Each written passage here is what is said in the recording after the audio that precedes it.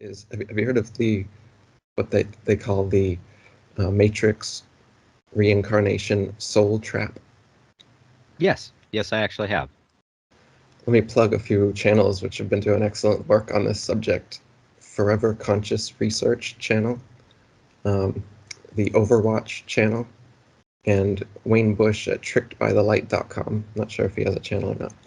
These three guys have been going into this subject a lot, which is basically looking at near-death experiences, looking at reincarnation stories of children who remember their past lives and the in-between stage between lives, as well as hypnotic regression therapists who have worked with hundreds of patients who regress them into past lives and or the in-between life state.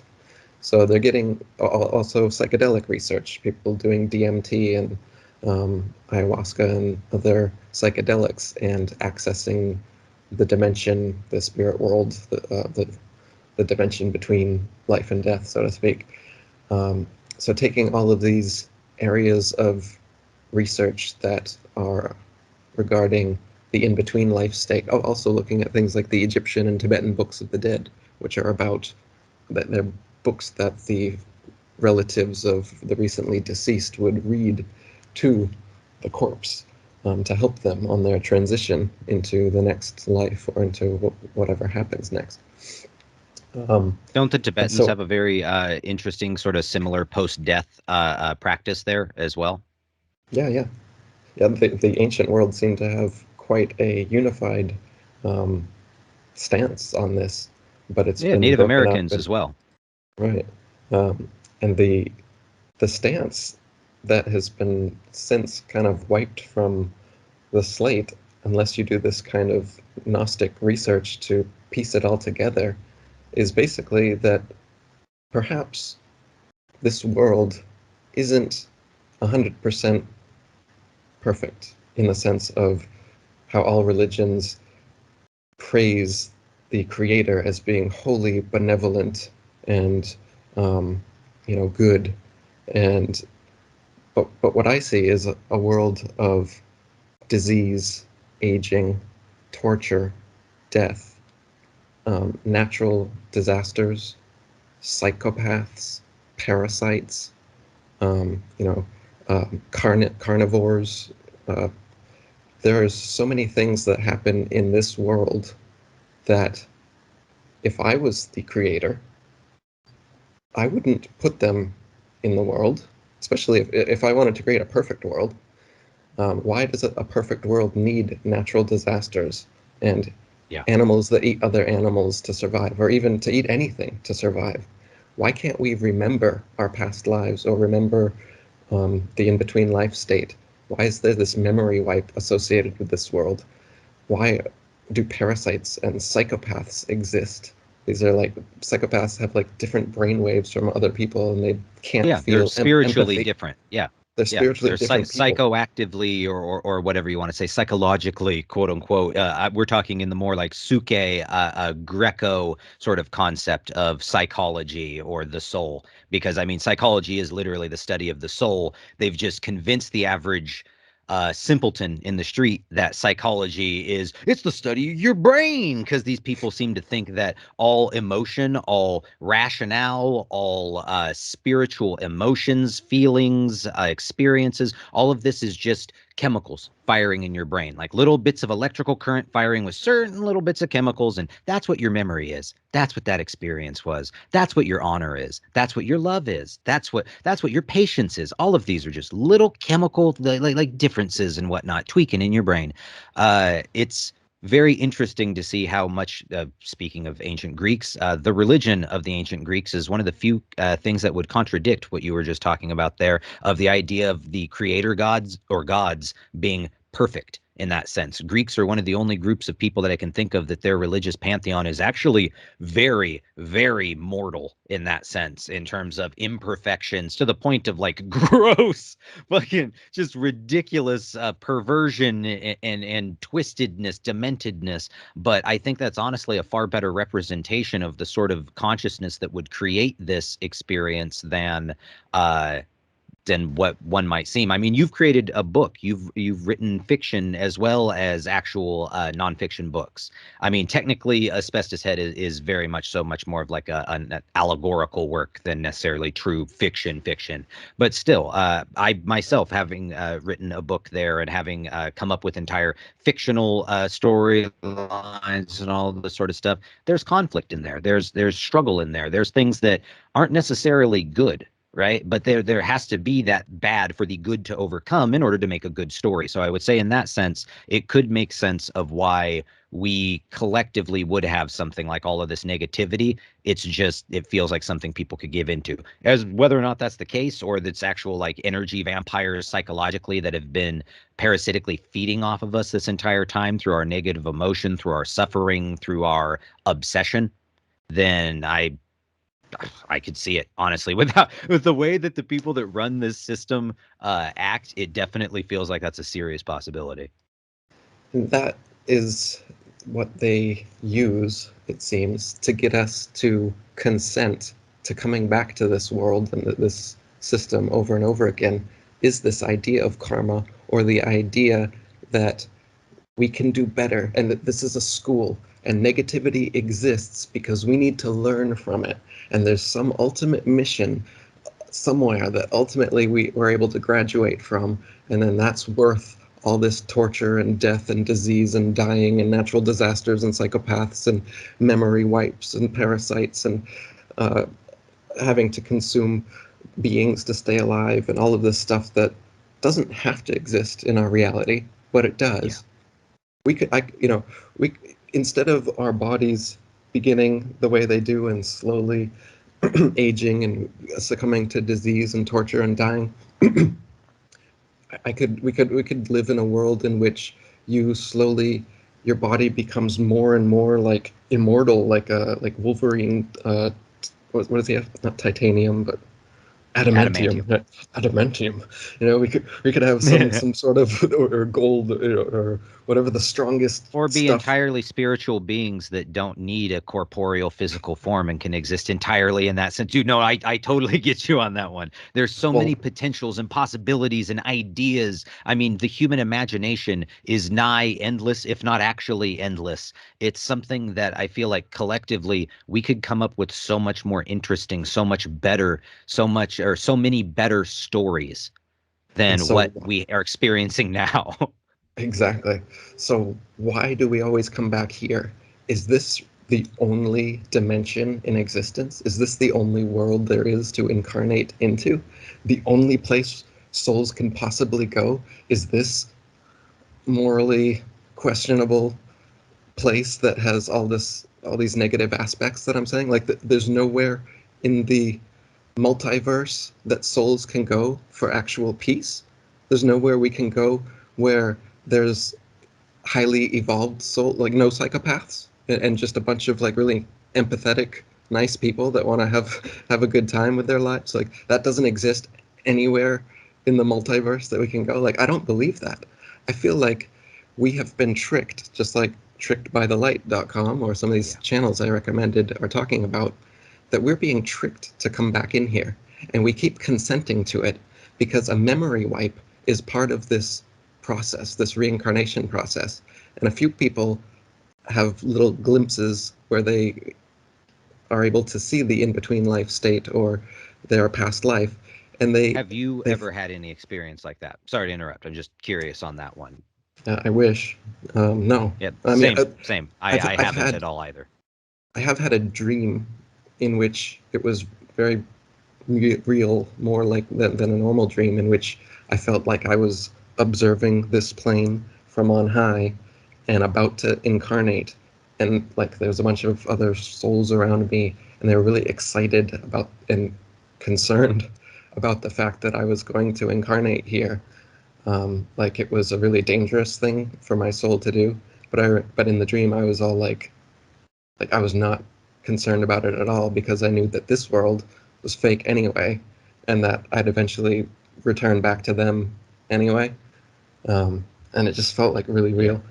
real. So I'm not sure if that was a memory or not. But Well, I've certainly had the feeling that I've been here before, and that there's so much of beyond just the deja vu, although I have had serious strong stuff when it comes to that, of deja vu and all that. I haven't had past life experiences or anything, but I found that I've had really weird dreams that, like, several years later, just really benign events, normal conversations with people and stuff, like people that I haven't even met at the time, I'll have like dreams about and stuff. And it's that person in name and face and all this stuff. And I don't recognize them. I have no idea who the hell this person is. But then later I'll go through that exact situation, and those sort of experiences definitely make me feel as though this is time is much more of a fluid sort of a plastic sort of a construct that is not actually as rigid as a lot of people like to think, or as linear as a lot of people think,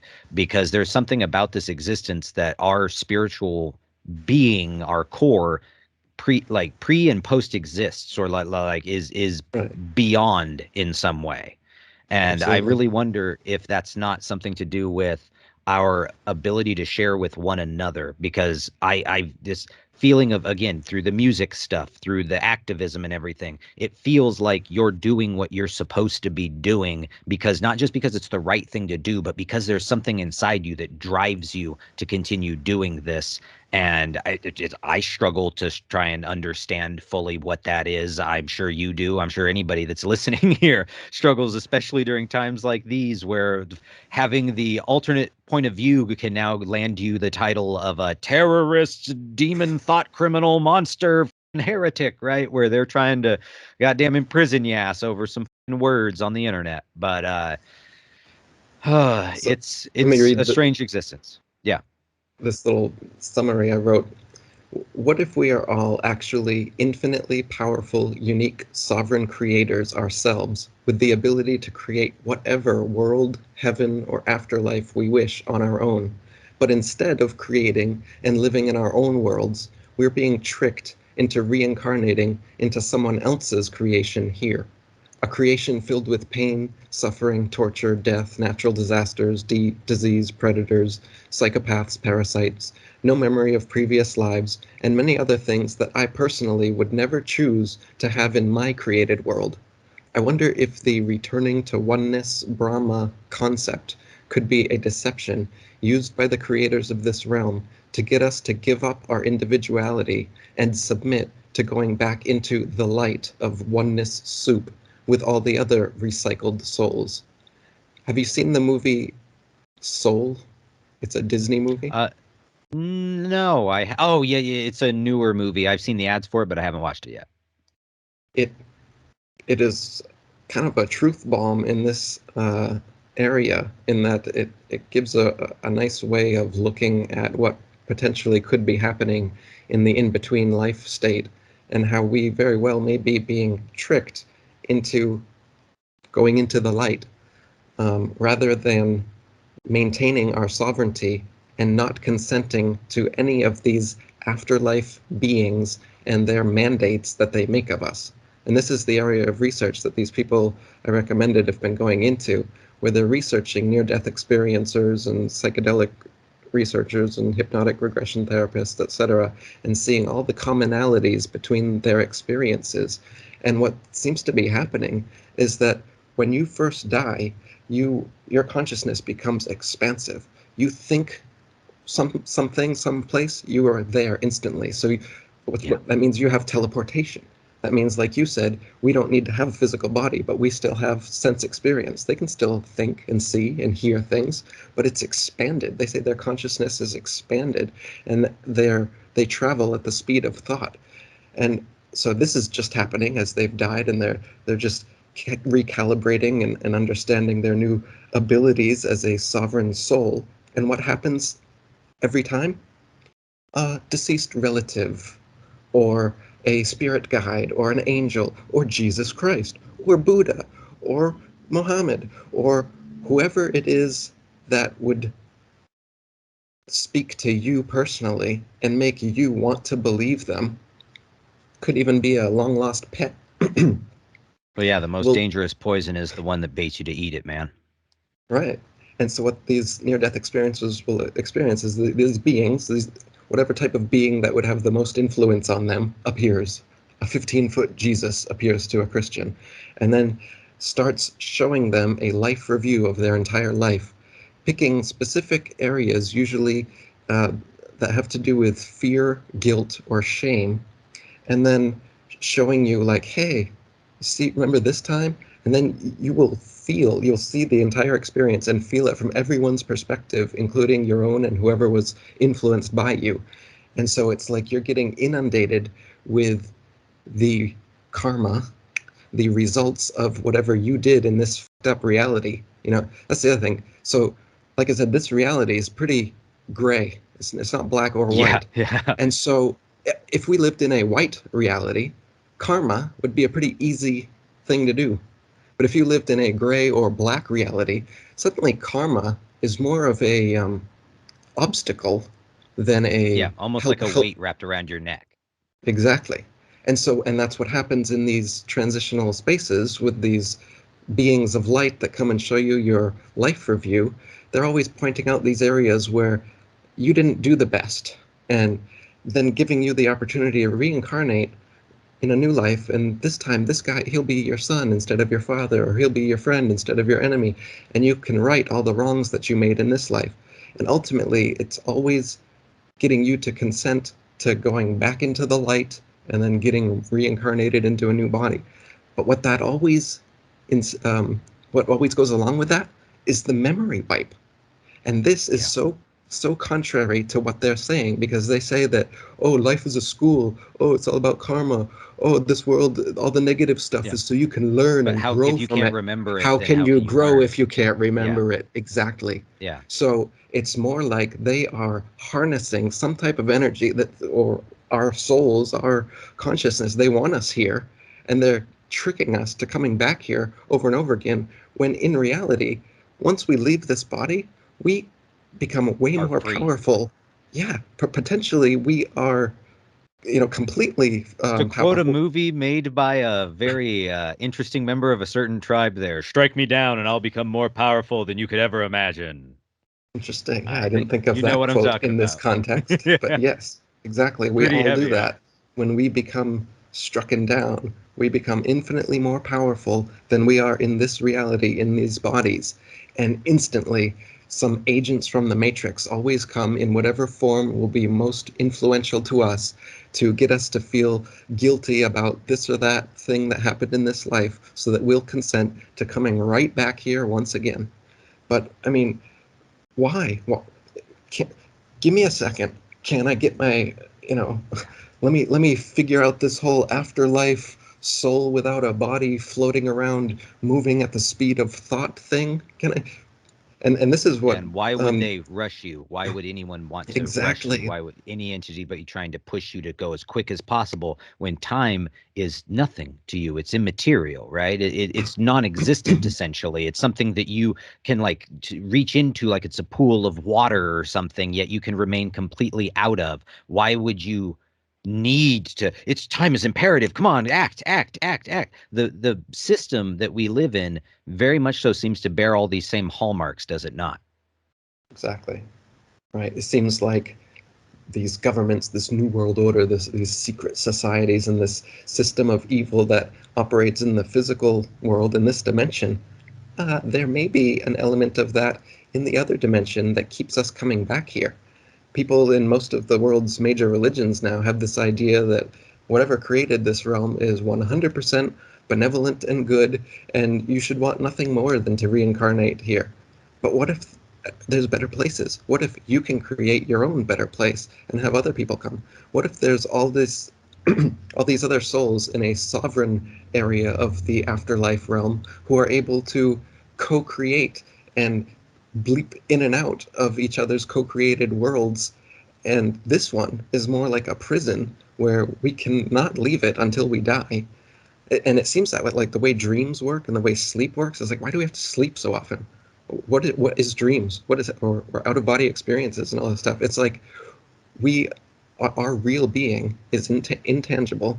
It's an immortal soul, and we're being tricked to coming into this body in this subpar realm, this subpar dimension ruled by evil psychopaths, and even when we die, we get tricked to coming back in here rather than exploring the potentially infinite multiverse of much better dimensions that are most likely out there.